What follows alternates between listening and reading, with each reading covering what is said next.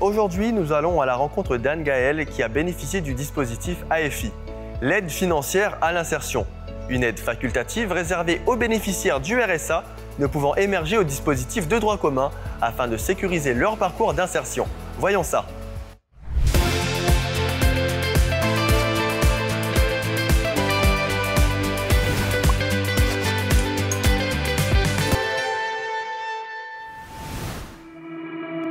L'aide financière à l'insertion permet de faciliter le parcours d'insertion des BRSA par le financement de tout type de dépenses autres que la formation, comme par exemple pour la santé, le logement, les équipements et certaines difficultés financières.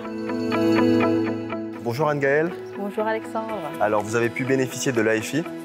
À quoi vous a servi cette aide? Alors l'AFI m'a aidé à payer mes frais d'inscription, le kit pédagogique et mes frais de transport. Et comment avez-vous fait pour bénéficier de cette aide? Pour bénéficier de cette aide, je me suis rendue ici au service prévention d'insertion. J'ai rencontré une conseillère qui m'a orientée vers l'aide de l'AFI. Comme je suis bénéficiaire du RSA, elle m'a aidée en fin de compte à monter un dossier, tout pour bénéficier de cette aide. Et comment vous auriez fait sans cette aide? Je n'aurais pas pu continuer ma formation dans la coiffure. Merci Anne-Gaëlle. De rien.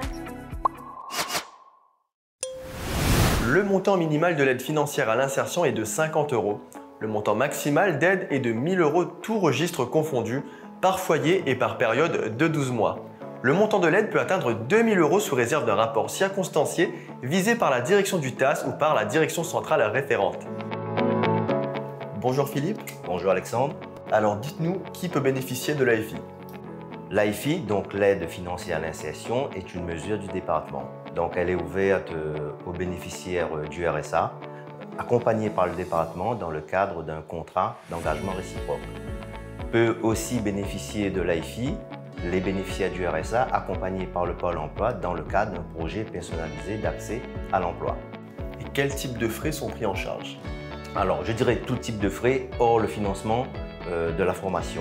Alors expliquez-nous quelles sont les modalités pour bénéficier de l'AFI.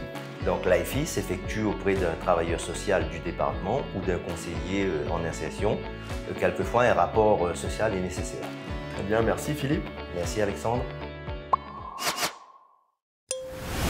L'aide financière à l'insertion est un petit coup de pouce qui permet aux bénéficiaires d'être plus sereins et de faciliter leur parcours d'insertion.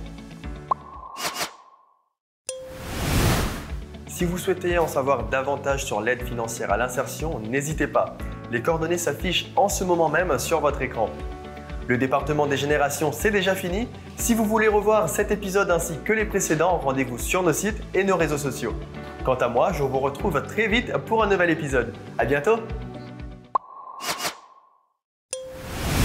La semaine prochaine, nous découvrirons le dispositif FSL, le Fonds de solidarité pour le logement, qui a pour objectif d'aider les ménages en difficulté à accéder et à se maintenir dans un logement décent et indépendant.